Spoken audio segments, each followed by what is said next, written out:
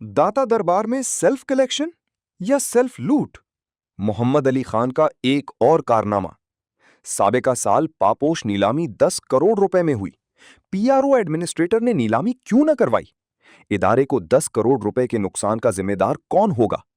दाता दरबार के हिफाजत पापोश का गुज़िश्ता ठेका 30 जून को खत्म हो गया, मगर सवाल यह है कि 1 जुलाई से नया ठेका नीलामे आम के जरिए देने के बजाय अचानक सेल्फ कलेक्शन का निजाम क्यों नाफिज किया गया?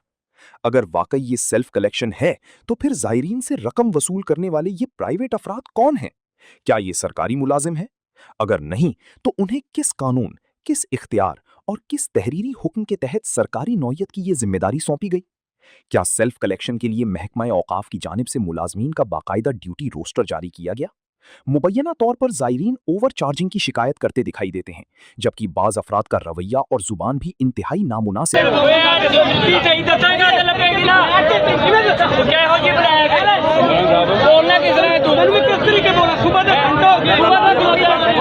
ये पैसों से लड़ाइयाँ हो रही हैं। ये जो है ना 10 रुपये जुत्ती के हैं, 100 रुपये मांग रहे हैं, 60 रुपये मांग रहे हैं। ये सब परेशान है यहाँ पर, सब। कोई तू डर दे अंदर बढ़ो ना सर, 10 रुपये जुत्ती देने 50-50 60-60 रुपये मांग अंदर रहे हैं। बढ़ो ना, फड़ो इन्होंने नपो। क्या ये दाता दरबार जैसे मुकद्दस मकाम के तकद्दुस, वक़ार और महकमा औकाफ की साख पर सवालिया निशान? इससे भी ज्यादा तशवीशनाक बात यह है कि बाज़ वीडियोज़ में मुबैना तौर पर ज़ायरीन को ये मशवरा दिया जा रहा है कि जुमे के रोज़ दाता दरबार ना आए। सबर कर लो, सबर कर लो।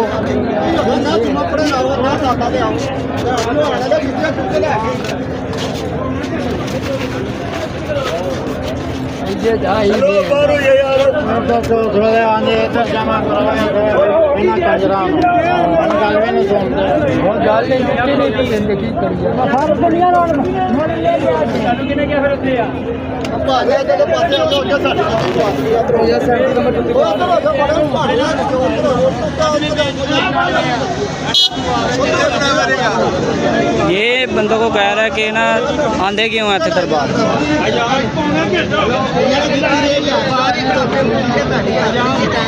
बंदों से बदतमीजी कर रहा है, ऊपर से कह रहा है कि इतने आंधे क्यों? या इसके पीछे कोई और वजूहात भी हैं? अगर सब कुछ कानून, कवायद और शफाफियत के मुताबिक हो रहा है, तो शोबाए फाइनेंस औकाफ से इन अफराद की मौजूदगी पर सवालिया निशान तो बनता है।